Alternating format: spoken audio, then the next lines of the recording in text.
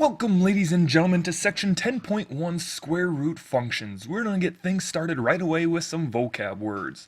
The first vocab word is square root function, and it is a radical is a square root, or that is a square root. And so now this would be the square root sign that we are looking at. And we're going to be dealing a lot with these square roots. Sometimes they do come with a number right above that square root, but for right now, for today, we will just have square roots. A radical function contains a radical expression with the independent variable in the radicand. Well, the radicand is this guy right here, and notice how the variable is inside of it. So that makes it a radical function, and then the radicand is the expression under the radical sign. So the radicand here from this example would be 4x because it is underneath the square root. So the radicand is 4x in this example. So what are we going to be dealing with today? We're going to be asked to graph a lot of square root functions, something that looks like this. When we are asked to graph something like this, we want to get that x, whatever is under that square root, to be 0. So the very first thing that we're going to plug in today is 0. We're going to plug 0 into that square root, and then we all have a button on our calculator that looks like this. So we'd hit this button and then 0, or if your calculator does it in reverse, it would be 0 then this button. I know on your iPhone that your square root button looks like 2 right there and a x with a square root of x. So it's a button that looks something like this. So go ahead and hit 0 and then square root, and that will give you 0. And then the square root of 1 is going to be 1. The square root of 2 is 1.41. The square root of 3 is 1.73. The square root of 4, what times itself gives you 4? 2, and that's what the square root function does. Square root of 5 is 2.23. Now if we were asked to graph these points, we can go ahead and just start plotting them as coordinate pairs. So 0, 0, 1, 1, 2, 1.41, 3, 1.73, 4 is at 2, 5 is at 2, 3. And now we can go ahead and connect those points with a graph. And then the graph of a square root function looks something like this with an arrow at the end. And now what is that? That is the parent square root function, is this guy right here. And this is the function, the parent square root function, that we'll be dealing with today and the changes that occur on it. So now we're asked to graph this function, compare it to the parent graph of the last slide, and then identify the domain and range. So again, the very first thing we want to do for our x, we want to pick values for x that will make whatever is under the square root. So this is just all over x, so I can just pick 0 and to make that square root 0. And then we're just going to increase by 1 from there. So it's going to be 0, 1, 2, and 3 that I'm going to plug in for x. So now I plug in 0 in for x, take it times 3. That's going to be 0. The square root of 1 is 1 times 3 is 3. Then I have 3 times the square root of 2. That's going to give me 4.24. And then so 2 is 4.24. And then again, if I have 3 times the square root of 3, and that's going to give me 5.19. So then 3 is 5.19. Now again, I'm going to plot these points. So 0, 0. Then we go 1 up 3, 2 up 4 and a quarter almost. There it is. Then over 3 up 5 and 2/10. And so now go ahead and connect the dots to the best of your ability. So our graph is going to look something like this.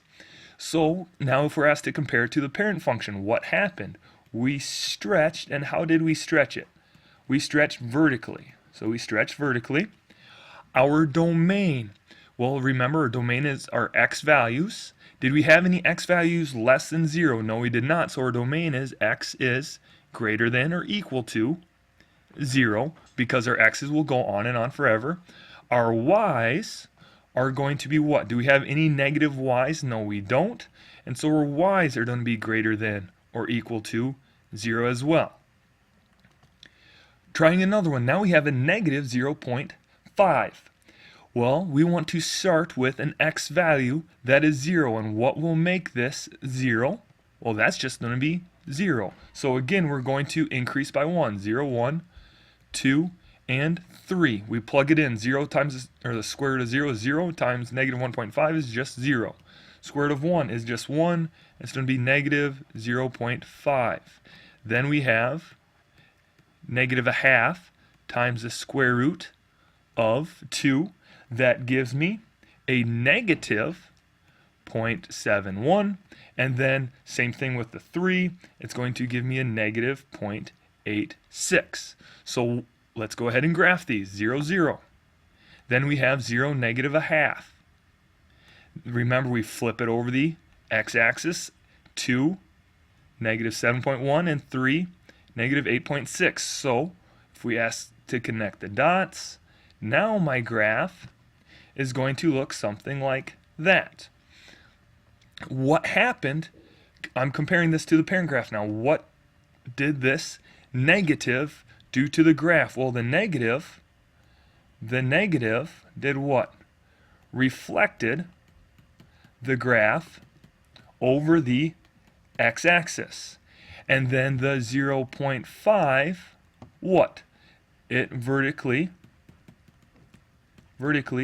compressed the graph.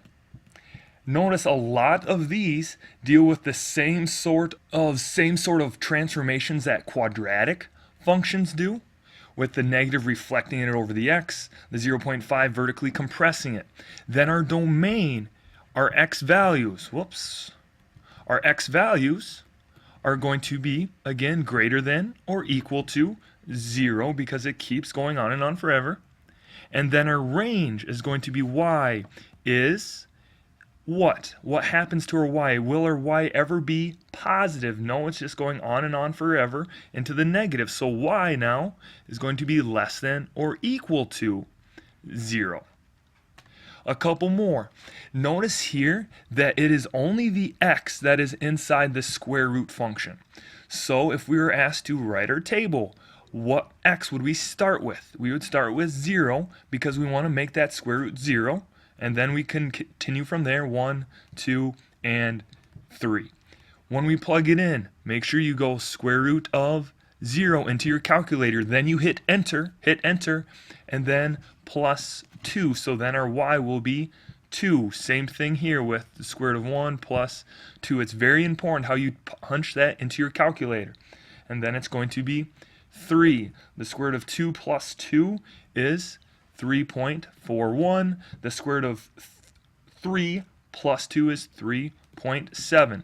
Let's go ahead and graph it again. So we go 0, and then we go up 2. 1, 3, 2, and 3.41, right about here. And then 3, 3.7, connecting with a line looks something like this. It's going to go up gradually. Now, comparing it to the parent function, what did the plus 2 do? It translated up 2, just like it would happen in the quadratic graph.